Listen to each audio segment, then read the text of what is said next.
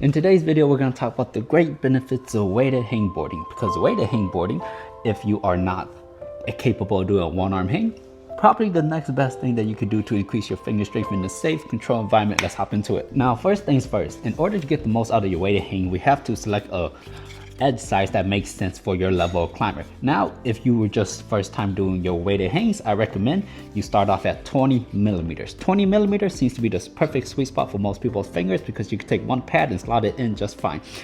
If you feel a little bit more fancy or you don't want to use too much weight, and you can mess around 15 millimeters as well. But I would not differentiate between these two too much, nor would I deviate from them.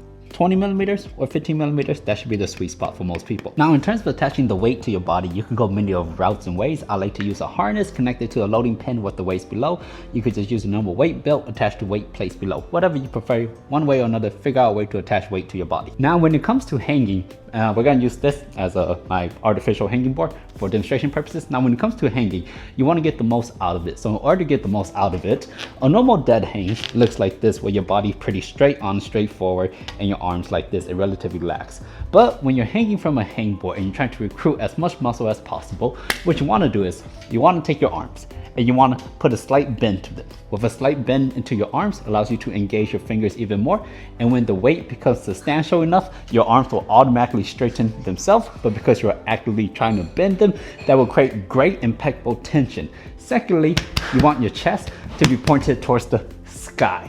With your chest pointed towards the sky, that's going to activate your upper back muscles tremendously well, giving you a position that kind of looks like this. And you're really locked in and engaged. Now, when the weight becomes really intense, it'll slowly pull you down, but so long as you remain nice and engaged, that tightness throughout your frame is nice and good.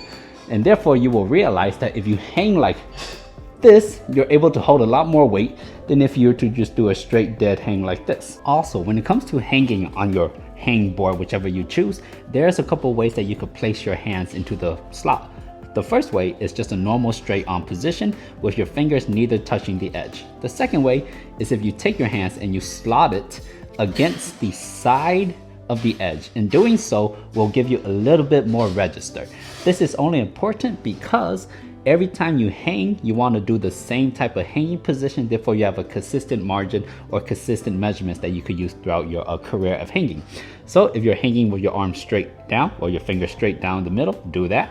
But if you're hanging with your arms slotted directly against it, do that. I personally will recommend you just have a straight down approach because that's more applicable for most things in life, and you get a little bit less assistance that way. You may also be wondering whether you should do an open hand, 3-finger drag, half crimp, or full crimp. Conventional wisdom says you should do it in the half crimp position because this position is pretty applicable for almost all climbers. However, I do mine predominantly in the open hand position because that is my strongest grip. So I would say to you, don't think too much about it, just do whichever grip you prefer. This also includes full crimp, but whatever you prefer, honestly. Choose your strongest grip, I recommend. In terms of the sets and reps or sets and seconds that you should be hanging, I recommend when you first start off doing your weighted hangs that you go for 10 seconds. About 3 sets of 10 seconds. We're choosing 10 seconds because it's a high enough volume where the intensity won't be so high that it hits you too hard too soon. With that high enough volume, over time you build it up and then you feel better. As you get a little bit stronger, more accustomed to it, you'll slowly lower the seconds from 10 seconds to 8 to 7 to 5 and increase the weight accordingly. I totally forgot to mention this, but you should rest approximately 3 to 5 minutes per set. That way it gives your fingers just enough time to recover. Now, a smart thing to do in between those resting of your sets is you could stretch, or you could do some pull-ups, or you could do some push-ups, as that will not affect your finger strength too much. Now you know. And you don't need to be a certain level of climber or a certain level of strong to start doing weighted hangs, unless you can't even hang with just your own body weight. Then you probably should work on that. But if you can hang on your own body weight relatively comfortably for a couple sets of 10 seconds, I recommend you start adding some weights to your hanging if you want to see your finger strength really hit that new plateau breaking level. Anyways, that's the video. Thanks for watching, and I'll see you next time, partner.